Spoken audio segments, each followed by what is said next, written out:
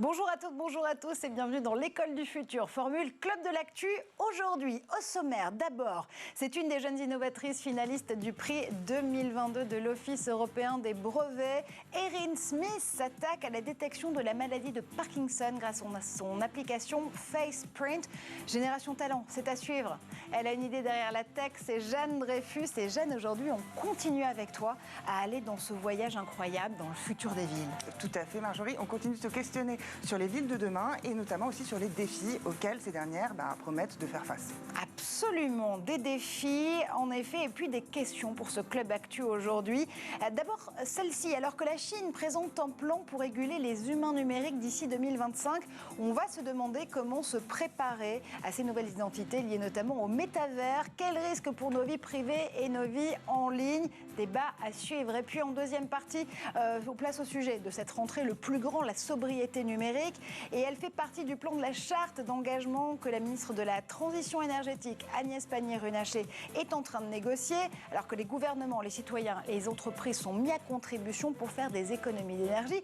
Est-ce que la tech peut montrer l'exemple? Tiens, pour une fois, pour en parler avec nous, Ridouana Bagri, vous êtes toujours le fondateur de Digital College et de Metaverse College. Bonjour à vous. Bonjour Marjorie. Et puis Stéphane Zibi, directeur de Ionis X. Puis si vous êtes surtout un Apple fanboy ou une Apple fangirl, vous le suivez dans On refait le Mac aux côtés d'Olivier Frigara, également dans ses chroniques tech sur RCJ. Bonjour. Bonjour Marjorie.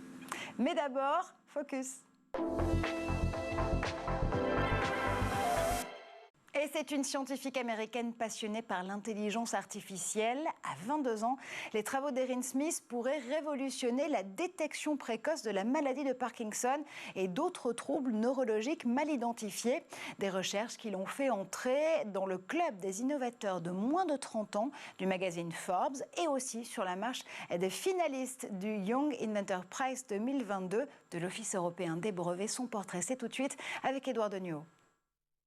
Elle veut en finir avec la maladie de Parkinson grâce à l'intelligence artificielle. Erin Smith est une jeune inventrice américaine de 22 ans née à Chicago. Dès son enfance, passée dans le Kansas, elle se passionne pour les sciences. Avec sa mère, elle transforme la cuisine en laboratoire de fortune.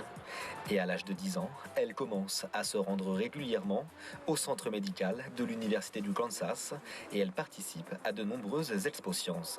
Son domaine favori, le cerveau humain. En 2016, à 16 ans, Erin voit une vidéo de Michael J. Fox et elle se rend compte que lorsque l'acteur sourit, il semble distant émotionnellement, même si son sourire est authentique. En faisant des recherches, elle découvre que les parties du cerveau qui subissent les changements les plus précoces dans la maladie de Parkinson sont les mêmes que celles impliquées dans la formation des expressions du visage. Toujours en 2016, elle imagine un outil de détection précoce de Parkinson et d'autres troubles neurologiques mal identifiés. 2 ans plus tard, elle obtient une bourse de $100 000. Cet argent lui permet de se concentrer sur FacePrint, la start-up d'intelligence artificielle qu'elle a fondée en 2019. La même année, elle commence à étudier l'IA et les neurosciences à l'université de Stanford. Et voilà pour ces générations talents qui ne cessent de nous émerveiller dans l'école du futur. Mais tout de suite, vous serez peut-être bientôt un humain numérique. Ça veut dire quoi exactement? On ouvre notre club actu. Et pour ce club actu aujourd'hui de l'école du futur, Ridouana Bagri, fondateur de Digital et Metaverse College, et Stéphane Zibi, directeur de Ionis X, sont à mes côtés. Messieurs, je vous ai vouvoyé en début d'émission, mais c'est le club. On va se tutoyer, c'est plus simple peut-être. Avec plaisir. Allez, c'est parti. C'est parti parce qu'on va se plonger dans une actualité extrêmement brûlante. D'abord, cette actualité qui nous vient de Chine, Pékin, qui a dévoilé dans le mois d'août un plan d'action pour la promotion de l'innovation et du développement de l'industrie humaine numérique de 2022 jusqu'en 2025. C'est ce qu'on appelle un plan quadriennal, jusque-là tout va bien. Mais avec ce plan, le gouvernement chinois veut réguler les humains numériques dans le métavers et pas que. D'abord, quand on parle d'humains numériques, on parle de quoi exactement, Stéphane ? En fait, on est censé tous avoir peut-être potentiellement un double sur ces univers qu'on appelle les métavers. Ça existait depuis très longtemps. On a eu Second Life et Nouveau Monde sur Canal il y a quelques années, tu t'en souviens. Et là, aujourd'hui, puisque maintenant tout le monde souhaite aller là-dessus, donc on va avoir notre double.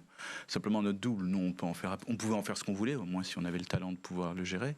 Mais là en plus maintenant certains États qui le faisaient déjà dans la vraie vie, maintenant vont le faire de façon officielle dans le virtuel. Donc il n'y a pas ni à être surpris, en tout cas de le venant de la Chine ou pas, mais après est-ce que ça va être vraiment un truc qui va être utilisé en tout cas par nous non chinois, je ne sais pas si ça vaudra le coup, même si eux nous proposeront des super applis. Alors, Ridwan, c'est vrai qu'avec notamment Metaverse Collège, tu formes au métier du métavers à venir. Ces humains numériques, c'est aussi quelque chose qui est justement une notion en train d'émerger, en train de se forger. On le disait avec Stéphane il y a un quart de seconde. Évidemment, on peut penser qu'en humain numérique, ça va être notre double, notamment dans des jeux vidéo comme Roblox par exemple, notre double virtuel dans un métavers. Est-ce que cette identité numérique, elle va prendre tellement de place qu'on peut être appelé à avoir une humanité numérique tout court? Alors je pense d'abord que c'est très culturel. Parce que si on va du côté de l'Asie, c'est quelque chose qui existe déjà depuis très longtemps. Au Japon, on a des idoles numériques. Au Japon, on pouvait même se marier avec une Nintendo DS. Enfin, il y avait déjà des choses très, très farfelues qui ne sont pas dans notre culture occidentale. Mais c'est vrai que là, la Chine, ce qu'ils font, ils reprennent un modèle, je dirais, initié par les Japonais, qui vont sûrement améliorer. Mais effectivement, avec tout ce qui est virtuel, avec tous les métavers, ils vont commencer un peu ce que j'appellerais l'esclavage numérique.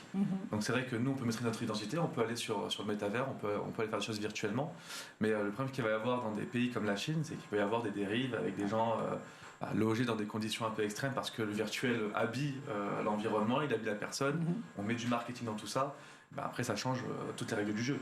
Donc il peut y avoir d'exploitation camouflée, il peut y avoir beaucoup de choses, et quand on connaît un peu le régime chinois, on a déjà vu qu'il y avait des dérives sur plusieurs secteurs.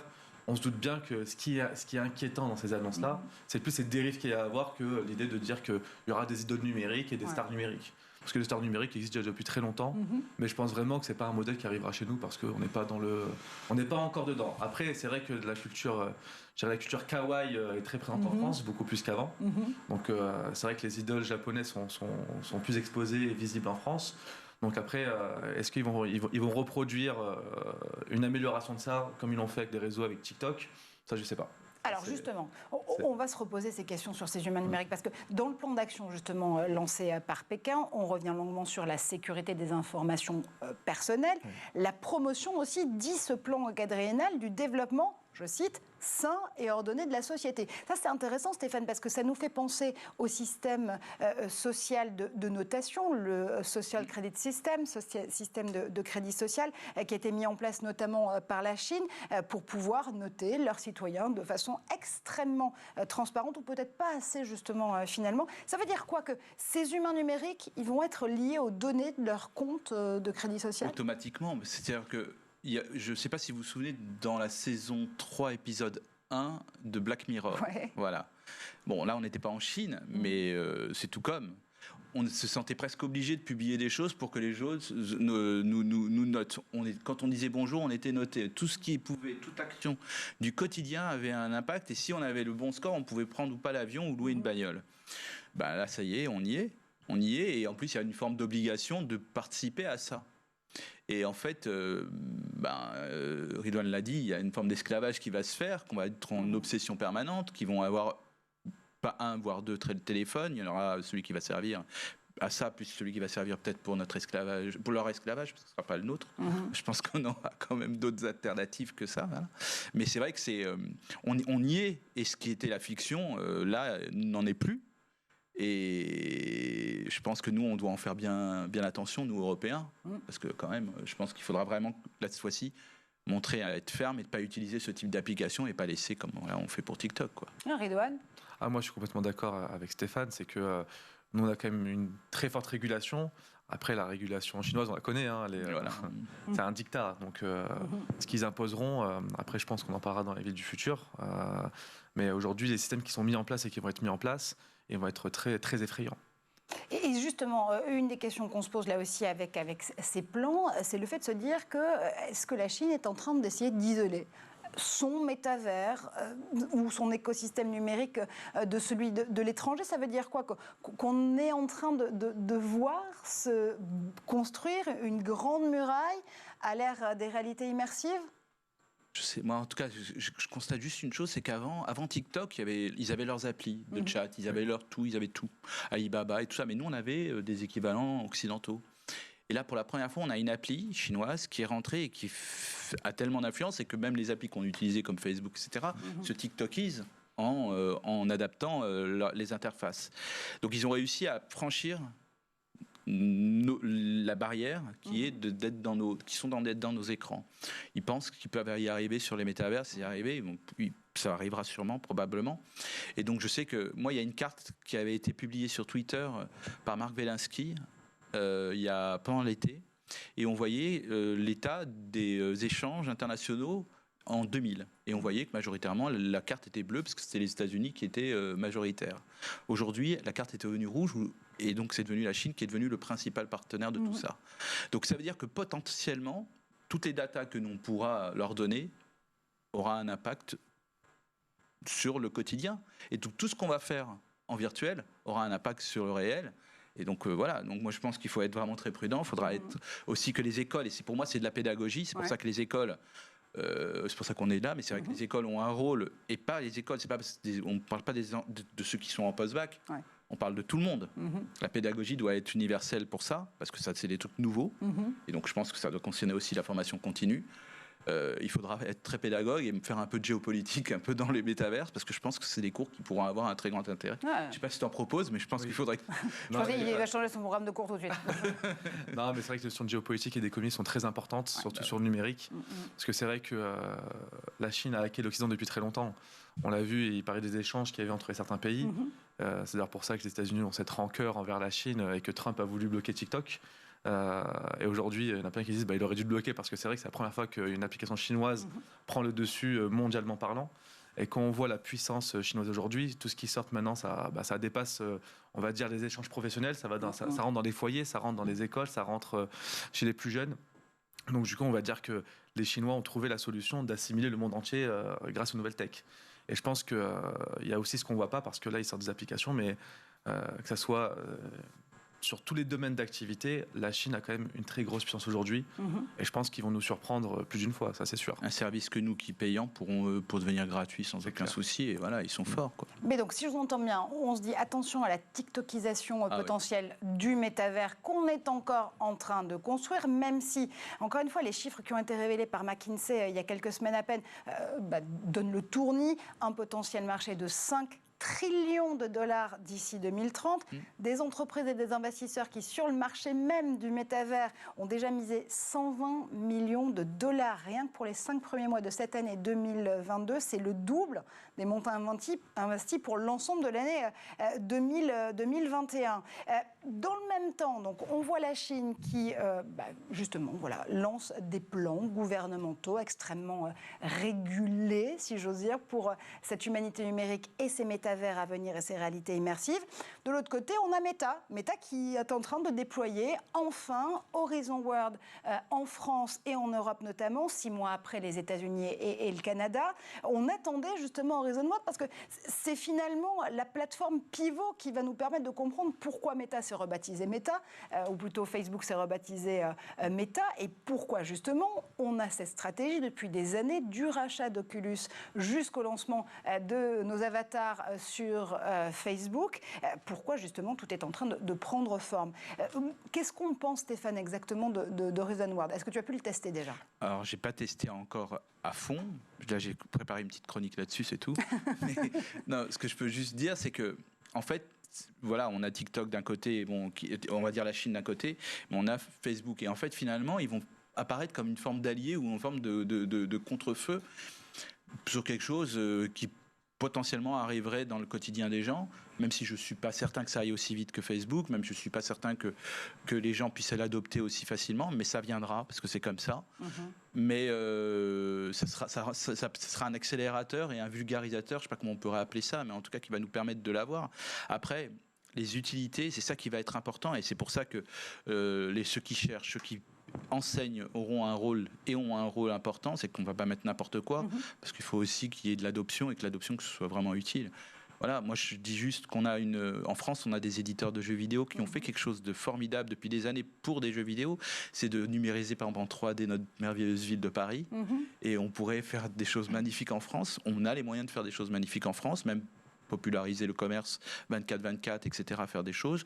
Il faudra juste que nous on en soit capable et qu'on n'attende pas Meta et compagnie, quoi. C'est tout, ça c'est mon avis. Ridouane, justement, malgré tous les reproches qu'on peut faire aujourd'hui à Meta en tant que groupe, en tant qu'entreprise, notamment sur la gestion des données personnelles, notamment sur les intrusions dans nos vies démocratiques, est-ce qu'on peut se dire que quand même la partie Horizon World, la vraiment partie métaverse, plateforme immersive à la fois d'entertainment et pourquoi pas aussi d'éducation, finalement va permettre d'ouvrir la voie et de faire office de pédagogie, d'être un peu un évangéliste du secteur pour le grand public? C'est sûr qu'on a besoin d'un outil référence aujourd'hui. Ça veut dire, lorsqu'on va demander à quelqu'un où est-ce qu'on va faire un espace virtuel professionnel, on ne sait pas quoi répondre. Parce que il y a quelques semaines encore, quand je suis retourné sur Horizon, c'est pas du tout encore. Ah, donc toi tu l'as testé? J'ai déjà testé, oui. Et ça donne quoi concrètement? T'as pas encore de jambes, t'as pas encore de... Ok, je vais garder les miennes. Je vais garder mes jambes si vous permettez. Oui, on garde nos jambes. Ouais. Il te manque pas mal de choses encore, mais je pense que oui, c'est trop tôt. C'est comme, chaque tech, à chaque fois, il faut attendre un peu les mises à jour, il faut attendre de voir ce qui se passe. Mais je pense que le rôle de Meta, il est plus important dans la confiance. Ouais. C'est-à-dire qu'on est quand même dans un monde de spéculation, et quand il y a un acteur comme ça qui annonce des gros montants et va motiver les entreprises, parce que là on le voit bien, je pense qu'on en reparlera après, mais on voit bien que la hype aux États-Unis elle reste constante et voilà, les investissements sont constants. On voit qu'en France, c'est l'amour dure pas toujours, quoi. Il y a une mode, une autre mode. Voilà, on est romantique en France, mais on n'est pas fidèle à 100%. Donc c'est pour ça que j'attends de voir un peu ce qui va se passer dans les prochains mois. On va extraire la phrase. Complètement. On va la garder, on va la populariser sur tous les réseaux sociaux. L'amour dure toujours. Est-ce que ça dure aussi toujours entre un candidat redevenu président?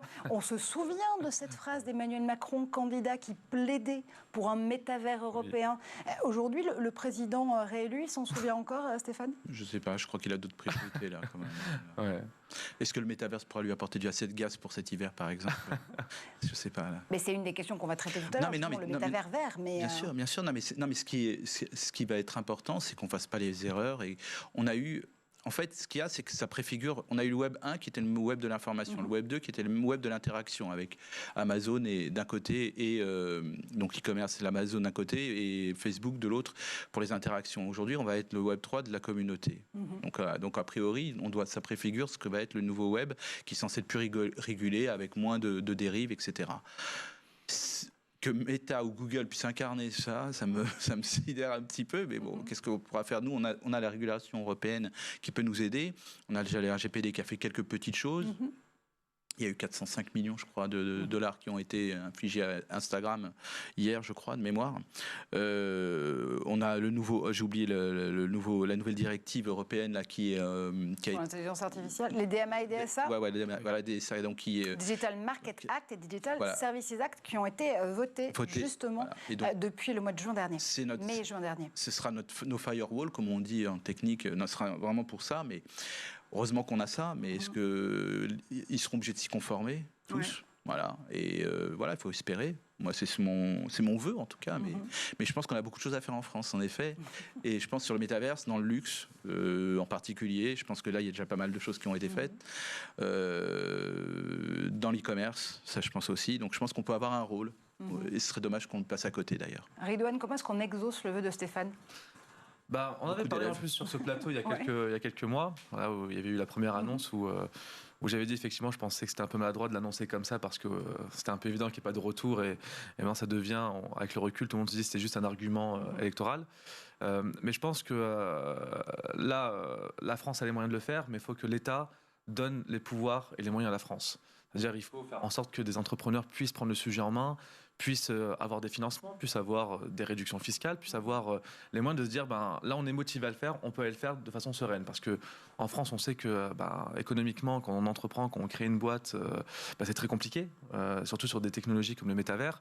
On va se dire il va falloir investir, il va falloir faire rentrer des fonds à droite, à gauche, mais est-ce qu'au final je vais être gagnant ou perdant?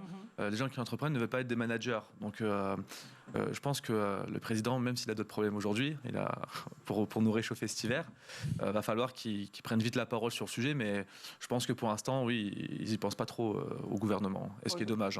Il vaut peut-être mieux aller parler à Jean-Noël Barrot, le nouveau secrétaire d'État à l'économie numérique notamment. Qui viennent te voir. Mais avec plaisir, on lance un appel à Jean-Noël Barrot. On te regardera. Absolument. Mais il faut vraiment des initiatives. C'est-à-dire il faut donner vraiment... Il faut du concret. On sait très bien que quand il y a un nouveau marché, quand il y a une nouvelle tech, il faut absolument que des entreprises mettent de la force. Et c'est pas les entreprises du CAC 40, c'est pas les entreprises qui vont créer une innovation. Ils vont consommer. Ce sera une vitrine. Consommer ça, il faut que les startups soient là. Parce que là, on a vu, je sais pas si je peux dire ça comme ça, mais il y a eu Carrefour qui a sorti un métavers. Ça a été un crash monumental. Mais c'était une bonne initiative, mais si vous voulez, une bonne intention, mais une exécution plus relative. Le problème de l'exécution, quand elle est ratée, c'est que ça enlève de la confiance chez les consommateurs et les utilisateurs. T'as raison. Ils vont dire c'est ça le métavers. Effectivement, on a le jeu vidéo français qui est magnifique. Il y a eu des vies qui ont été refaites. Enfin, dommage qu'on n'ait pas open source pour récupérer tout ça.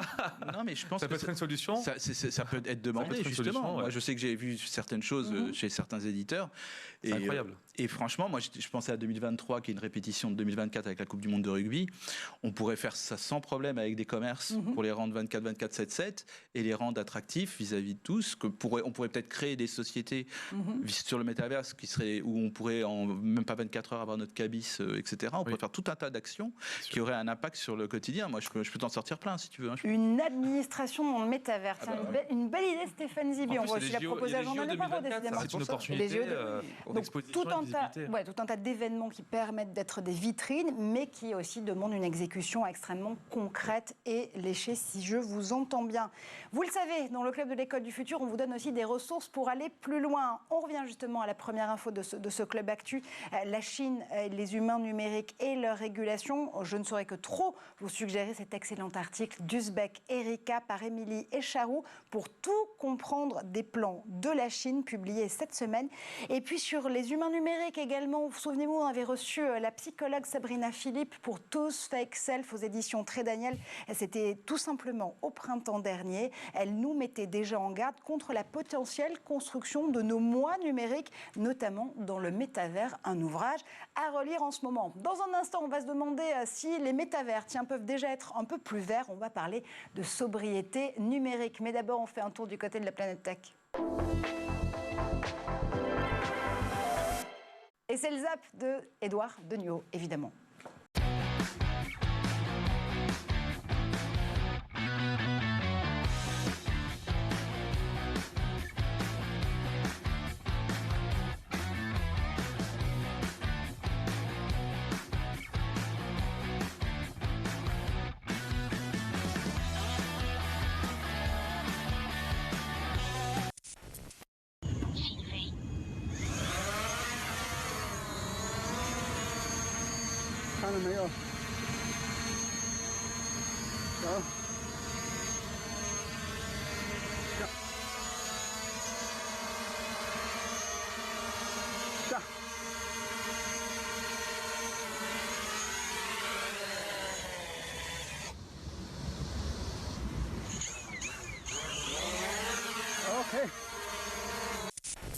Hi there. Today I'm going to show you how you can tune physics so you can make your own tennis ball.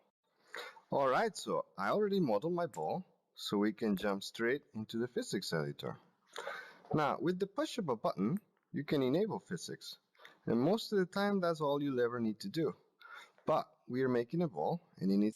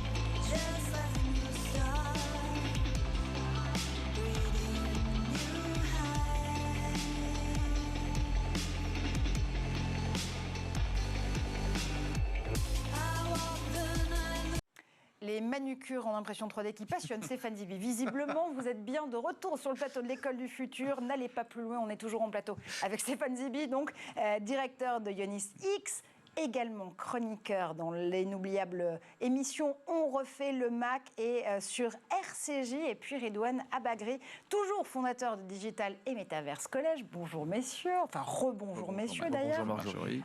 Dans un instant, on reprend notre débat actu, mais d'abord, Jeanne Dreyfus a une idée derrière la tech. Et Jeanne, deuxième partie avec toi de ce voyage dans les villes du futur, une investigation qui n'en finit pas. Tout à fait, Marjorie. Cette semaine, on se penche sur la façon dont, grâce à la tech, les architectes et les urbanistes doivent plus que jamais répondre aux crises d'aujourd'hui, qu'il est d'usage de décomposer en trois: crise des ressources, que ce soit énergie, mais aussi espace disponible, particulièrement dont il est question en matière d'architecture, crise des écosystèmes, la fragmentation des milieux naturels qu'opèrent les essors urbains, crise climatique, les villes sont productrices en grande majorité des gaz à effet de serre. Comment répondre à ces enjeux ?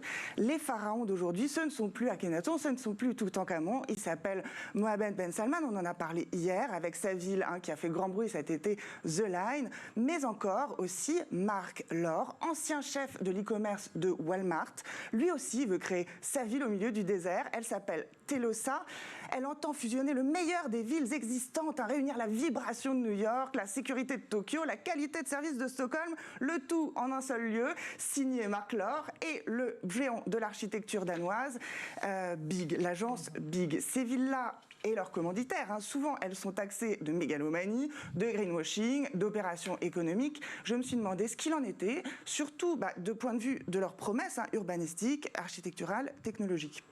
Et justement, alors quand on voit ces images, on se dit que c'est peut-être un peu le Rubik's Cube de la ville de demain, mais quand on les voit aussi, ces images, on se demande quelle est la part de rêve, quelle est la part de réalité tangible dans ces projets. Comment est-ce qu'on arrive à faire la part des choses ? Alors, ces images qu'on voit des agences Big ou de Neom, il faut savoir que ce sont des images promotionnelles qui sont à destination donc, des clients de ces agences d'architecture, mais aussi des investisseurs avant d'être à destination du public en général. On a vu sur TF1 ou sur d'autres chaînes les pubs de The Line, notamment encore hier ou avant-hier.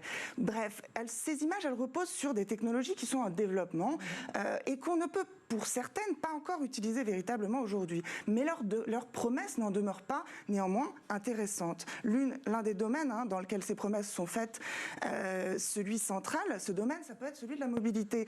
Ces villes, elles cherchent à sortir de décennies pendant lesquelles la voiture a décidé de l'organisation des villes, pendant lesquelles les voitures ont décidé du dessin des villes. Je ne parle pas seulement de l'urbanisme d'une ville étendue comme LA, je parle aussi de Paris. Il faut savoir que près de 50% de la surface de la ville est octroyée aux voitures, que ce soit pour leur circulation ou pour leur stationnement. Donc à Telosa, Mark Lore, lui, il décide de baser sa mobilité sur une technologie qu'il appelle G2A, Ground to Air. Ce sont en fait des petites cabines dessinées par l'agence donc Big qui sont censées pouvoir s'adapter à différents éléments. En se clipant, on voit ici qu'elles peuvent être attachées à des hélices, des câbles, des roues. On les voit donc même en ville, dans les images qui sont créées par l'agence, dans les différents environnements. Toutes ces technologies sont connectées et suivent cette tendance planétaire aux véhicules autonomes qui sont déjà effectifs dans une nouvelle ville, une ville nouvelle construite comme ça, qui est sortie du néant du désert à côté d'Abu Dhabi, qui s'appelle Masdar, qui est en construction depuis 2008 et où le véhicule thermique individuel est complètement abandonné au profit du Masdar Vehicle qui est connecté aux habitants grâce aux nouvelles technologies qui sont omniprésentes. Donc cette ville qui révolutionne aussi la mobilité, elle va faire la part belle à l'intelligence artificielle, à l'environnement connecté, on peut l'appeler comme ça ? Oui, tout à fait. Alors ces villes, donc ces énormes projets pharaoniques, elles veulent évidemment avoir cet objectif de tout connecter et elles veulent accélérer l'atteinte de cet objectif, mais parfois au mépris de la raison, qui est de construire des villes vertes en plein milieu du désert où les ressources sont évidemment extrêmement loin et doivent venir à grand renfort de dépenses énergétiques, au mépris parfois aussi de la raison et parfois aussi du recul quant au ratio coût-gain économique et écologique, mais si vous voulez, ces villes, évidemment, elles sont construites sur des budgets énormes. 500 milliards pour The Line, qui est doublé parce qu'ils ont un retard phénoménal. 400 milliards pour Telosa. C'est loin des réalités des villes d'aujourd'hui, mais ça n'empêche pas donc d'avoir une ligne. Aujourd'hui, les villes sont de plus en plus intelligentes. En France, les exemples sont nombreux. On peut, si vous voulez, adapter des lampadaires connectés qui économisent de l'énergie quand passe une voiture ou un passant. À Londres, les poubelles nous disent quand elles sont vides. À Paris, parfois, certains arbres nous disent quand ils ont soif. Bref, notre environnement nous parle. Mais il faut que ça nous parle, et on va en parler donc en deuxième partie d'émission, tout en veillant à l'impact écologique et matériel technologique de cette technologie de l'immatériel. Et une loi de 2021 en France va demander aux communes de plus de 50 000 habitants de mettre en place une stratégie numérique responsable d'ici 2025. D'ici 2025, c'est littéralement dans 2 minutes 30. Est-ce que ça veut dire concrètement, et ça nous intéresse notamment ici avec Stéphane et avec Ridouane, que on pourrait accompagner justement, grâce à ces villes connectées, ces villes du futur, un véritable, changement de comportement, une sobriété numérique, un comportement numérique responsable et moins énergivore, soyons fous. Tout à fait. Et alors, dans ces cas-là, on va suivre les principes des 3 R qui sont portés par la fondation de la navigatrice britannique et activiste Hélène MacArthur. 3 R, réduire, réutiliser, recycler. Et je finirai cette chronique avec 3 exemples. La réduction. Réduction peut rimer avec mégalopole et explosion démographique. Le plus grand circuit de pistes cyclables au monde est en Chine, à Xiamen. Il a été développé par une agence Dixing Weitling et il permet de faire du vélo littéralement sur cette autoroute et en même temps de naviguer en vélo un peu dans le ciel. Je parle du deuxième principe du recyclage, respecté par l'agence Big dont on parlait pour Telosa, qui a fait une centrale danoise qui s'appelle Copenhill, qui est une centrale qui permet la valorisation énergétique des déchets, tout en étant surmontée d'une piste de ski artificielle géante ouverte toute l'année. Donc recyclage peut rimer avec fun. Réutilisation, j'en finirai avec ce principe incarné par la ville de Malmö, ce joli petit port de pêche suédois qui lutte contre la construction permanente des villes nouvelles dans les pays industrialisés. Malmö a transformé ce qui était un vieux port industriel en une ville résidentielle, on ne peut plus bobo, avec une attention véritable à la durabilité, au réemploi, à l'espace vert, à l'énergie propre. Évidemment, ça reste un kiff à la suédoise, un peu moins sexy que les projets des Émirats arabes unis, mais ça a fait ses preuves depuis des années en matière de développement durable. Et au moins, c'est du concret. Merci Jeanne Didon pour toutes ces infos, énormément d'informations dans ce deuxième épisode des villes du futur. Stéphane, je te voyais boire les paroles de Jeanne, oui, mais en même temps te désoler devant les propositions. Est-ce que tu penses que c'est un vœu pieux, la sobriété énergétique? C'est un vœu pieux, oui, ça c'est sûr. En plus, les actions, on va en parler plus tard, mais les actions sont relativement simples, mais j'entendais ces chiffres-là de 400-500 milliards. Je me dis, mais est-ce que ces chiffres-là, ça rachète des années d'histoire et d'autres d'envie d'habiter dans une ville comme ça? Je voyais, mais qu'est-ce qu'ils sont complètement fous, ces gens-là. Et j'adore la tech, puisque c'est bien. J'ai l'impression qu'on... Mon amour de la tech a des limites, là, voilà. Alors, on va tester justement, les limites de ton amour de la tech, celle de Ridouane également. On va se poser cette grande question. Évidemment, ça va être un des fils rouges de cette saison, celle de la sobriété numérique. Est-ce que la tech, pour une fois, peut un peu montrer l'exemple? On en parle tout de suite, c'est la deuxième partie du Club Actu. Un Club Actu toujours en compagnie de Stéphane Zibi et de Ridouane Abagri. Jeanne Dreyfus aussi est toujours à nos côtés. On va démarrer avec cette info. C'est du tangible là aussi, une charte d'engagement en faveur de la sobriété. C'est ce sur quoi l'écosystème numérique et télécom est en train de plancher depuis fin août avec la ministre de la Transition énergétique. Le but de l'opération, c'est de parvenir à une baisse de 10% de la consommation d'énergie d'ici à 2024 avec des effets, nous dit-on, effectifs dès cet hiver. Agnès Pannier-Runacher qui doit présenter les détails de son plan sobriété énergétique fin septembre. Messieurs, j'ai envie juste de vous poser une question simple. Est-ce qu'on y croit ou pas? Stéphane, je te vois lever les yeux au ciel. On y croit. Les chiffres, on peut dire, les chiffres, c'est rassurant, c'est pour c'est bien pour les politiques, mais au quotidien, c'est nécessaire de le faire. Et en plus, les gestes et nos actions peuvent être relativement simples. On n'a pas à faire, à changer totalement d'attitude, en tout cas de comportement quotidien pour pouvoir y arriver. Il suffit juste un truc tout simple. Quand on sait qu'on va s'absenter, les appareils en veille, quand on laisse une box en veille tout le temps, ça prend, on peut économiser déjà 20 à 30 euros par an. On peut utiliser ces euros comme on peut. Mais surtout, ça consomme plus qu'un téléviseur ou un réfrigérateur. Donc si on a ce réflexe-là, parce que je pense que quand on est absent de son appartement, on n'a pas spécialement besoin d'avoir sa box allumée, l'éteindre et aussi, donc peut-être c'est aussi les opérateurs de pouvoir aussi faire des économies d'énergie. On n'a que des petites actions et des petits gestes à faire pour pouvoir aller vers cette sobriété. Et ça commence par des petits gestes, plus petits gestes qu'on y arrivera. Et il y en a plein d'autres, je viendrai plus tard peut-être. Traduction, Ridouane, c'est les petits gestes des utilisateurs et utilisatrices numériques qui nous prouvent qu'on peut être aussi citoyen et citoyenne. C'est sûr que les gestes collectifs comptent toujours plus, mais je pense qu'aujourd'hui il manque un plan pédagogique. Parce qu'effectivement tout le monde ne sait pas qu'il faut éteindre sa box quand on part, ou couper une partie d'électricité, débrancher les prises. C'est le truc, c'est que tout le monde faisait, on économiserait beaucoup. Après, je pense que là, on est en début de mandat, de mandat présidentiel, et qu'il faut sortir comme d'habitude des plans pour montrer qu'on travaille et on justifie qu'on existe. Mais moi, pour être tout à fait honnête, les plans comme ça, j'y crois pas trop en général, parce que je pense que les comportements, pour les changer, il faut les accompagner.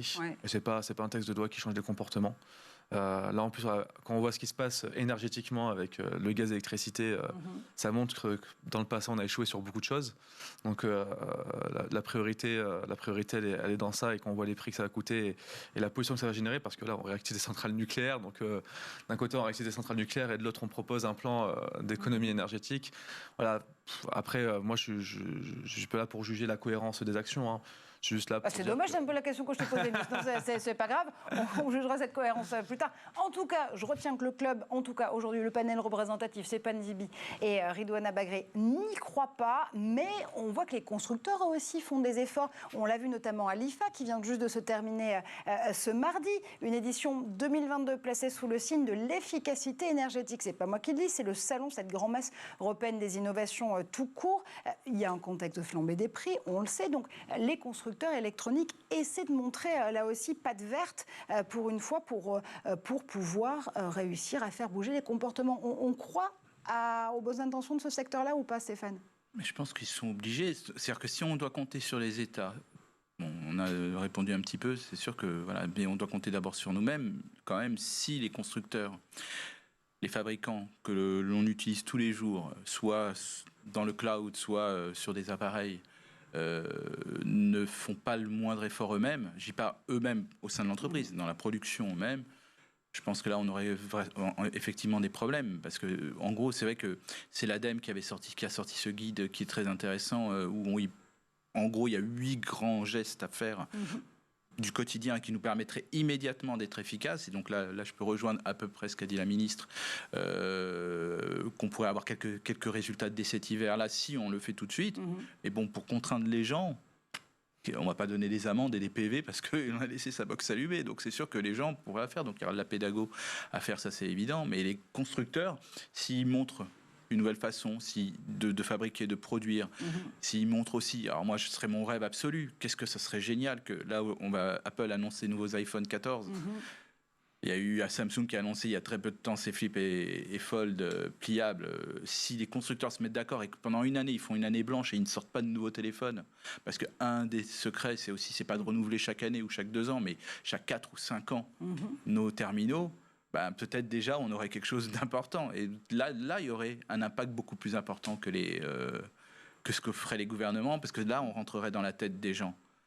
Les gens aujourd'hui, les constructeurs, on a tous nos iPhones collés comme des prothèses. Ou au téléphone. Un autre smartphone, une autre marque. Samsung, par exemple. Voilà, exactement. Pardon, on va m'en vouloir encore d'être un fanboy, mais bon, c'est vrai que dans une autre émission, je ne me serais pas corrigé. Mais là, oui, non, tu as beaucoup de chance avec Olivier Frégara, mais pas ici. Voilà, ici, voilà. Donc, merci Marjorie. Mais ce que je veux dire par là, c'est que je pense que c'est un effort collectif. L'effort, il doit venir des constructeurs.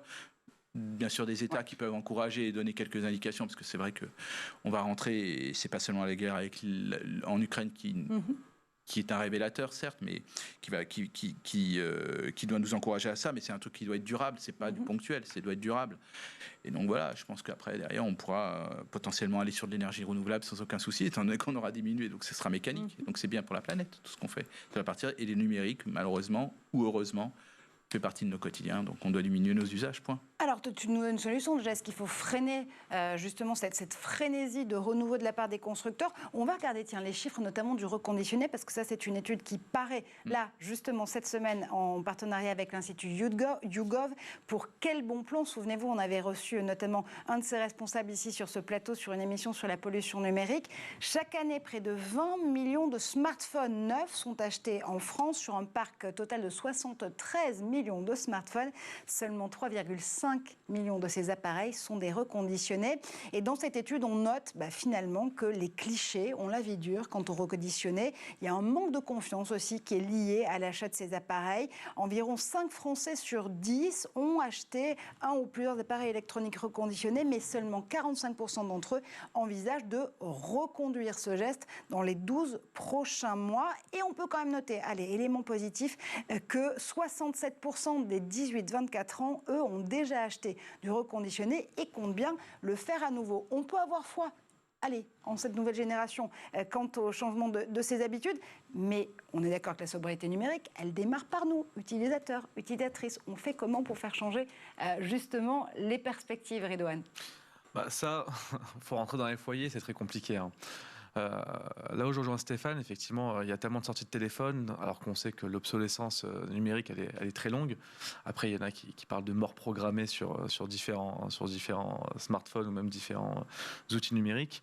Mais aujourd'hui, je pense que le marketing, la communication de ces marques-là, des gens qui portent ces marques-là aussi, les influenceurs, etc., prennent le dessus sur la raison. Parce que c'est vrai que je pense que dans ces chiffres-là, c'est beaucoup de jeunes qui vont consommer le nouvel iPhone parce que nous, on le voit bien dans notre métier. Oh là, j'ai le nouvel iPhone, j'ai le nouveau truc, j'ai le nouveau ci. Enfin, il y a toujours un effet de mode. Et les effets de mode dans des pays comme la France, où par exemple le luxe est très, très prédominant, comme la Chine aussi, où ils aiment ça, la culture de l'image, elle est quand même très, très omniprésente. Donc, est-ce qu'on peut lutter contre ça, aller contre ce comportement? Il y a des moyens sûrement de le faire. Après, je pense que quand on aura des influenceurs verts, peut-être qu'on aura aussi des consommateurs plus verts, c'est sûr. Très bien. Mais aujourd'hui, quand je vois, moi, dans mes écoles, mes étudiants, que j'échange avec eux, que je communique avec eux, je vois très bien que c'est le cadet de leurs soucis. Ils ne sont pas du tout dans cette logique-là, ils n'ont pas ce recul-là. Eux, ils ont juste le recul de se dire, voilà, il y a un nouveau truc, je veux être tendance, je veux être... Je veux être un des premiers à les avoir, je veux le même outil que mon influenceur préféré. C'est la priorité pour eux. Et pour retrouver des influenceurs verts, on vous renvoie évidemment à On est prêt, l'action et l'initiative de Magali Payen, avec énormément justement d'influenceurs qui s'engagent pour le climat de façon très concrète. On rappelle quand même un chiffre ici, pour un smartphone d'ailleurs, bien justement, la phase de production, ça comporte 80 à 90% de son impact environnemental. On a dit ça, on n'a rien dit. Mais bon, l'autre, évidemment, incriminé sur le banc des accusés, c'est le streaming. Et là aussi, une nouvelle étude cette semaine qui paraît, celle de l'Institut informatique de l'Université de Zurich, qui rappelle que, justement, les produits et les services numériques qui génèrent le plus d'émissions de CO2, eh bien, ce sont justement les plateformes de streaming, Netflix, Disney+, HBO Max, Amazon Prime, qui utilisent 80% de la bande passante du monde entier. Il faut forcément les mettre sur les bancs des accusés, ou est-ce qu'il faut là aussi aider à accompagner le changement de mouvement? Est-ce que c'est utile d'être en 4K déjà chaque fois? Est-ce que c'est ce genre de choses toutes simples, quoi? Est-ce que est-ce que notre œil, nos yeux arrivent à avoir la perception de la différence? Est-ce qu'on ne peut pas se contenter déjà d'une définition un peu moins importante? Donc déjà, je pense qu'on pourrait diminuer un petit peu cela. Alors, nous, on est des gros consommateurs de séries, on ne va pas dire qu'on ne va plus en prendre d'aujourd'hui. Voilà, la prochaine fois que vous me parlez d'une série que vous avez binge-watché, je vous dis, tiens, on on va pas se fouetter à chaque fois qu'on va binger une série. Mais c'est vrai qu'il y a un travail de responsabilité nous-mêmes aussi. Il y a 3 types ou 4 types, je ne sais plus, de définition. On ne va pas aller vers la 8K, la je ne sais pas combien, 12 12, on va s'arrêter à combien après? Non, ça sert absolument à rien. Et je pense qu'à un moment, notre œil ou nos oreilles ont des limites également. Donc déjà, c'est aussi un travail aussi nous utilisateurs. Il n'y a que ça. Et si nous, à la fin, on refuse ce type de choses, on prend pas les abonnements qu'il faut avec de la 4K. Et moi-même, j'en ai un, donc je peux vous dire que je suis un mauvais élève de ce côté-là. Mais il va finir par s'auto-flageller. Non, mais c'est vrai, mais je vais changer d'abonnement juste après l'émission parce que je me suis aperçu que je n'ai pas changé. C'est beau. Merci Marjorie. Pas de rien. Voilà. Si je peux aider, on est là. Bah oui, voilà. Non, mais c'est vrai que 90%, c'est énorme. C'est énorme et ça peut que continuer parce que les qualités des séries sont de mieux en mieux. Donc voilà. Ridouane, très vite, dernier mot avec toi. Ça va monter parce que là, on parle des plateformes de streaming. Il y a aussi les plateformes de streaming légales. Il y a aussi YouTube. Il y a aussi toutes ces bandes passantes. Et comme l'a dit effectivement Stéphane, on cherche toujours plus de qualité. Il y a de plus en plus de séries qui sortent et on sait, là on voit toutes les séries sur Amazon et sur Netflix qui font des gros cartons. Donc c'est sûr que ça va pas s'arranger. Je pense que ça va être une bataille qui va être pour l'instant qui va pas être gagnée avant très longtemps. Et un match à suivre, évidemment, on continuera à le suivre ici dans l'École du Futur et la Formule Club de l'actu que vous allez pouvoir suivre chaque semaine. Pour aller plus loin, allez encore une fois, on vous propose notamment un ouvrage, Sobriété numérique, les clés pour agir, par Frédéric Bordage, préface de la navigatrice Isabelle Autissier aux éditions Bûcher-Chastel. Et puis, des petits gestes au quotidien qui peuvent nous aider à avoir un impact numérique moins énergivore. En effet, on rappelle que c'est du bon sens. Merci infiniment, messieurs, d'avoir fait un tour dans le Club de l'actu. Merci Stéphane Zibi. Merci Ridouane Abagri. Merci comme toujours à Jeanne Dreyfus pour ses enquêtes en terrain de l'art à la fois et du numérique. Et nous, on se retrouve dès demain dans l'École du Futur.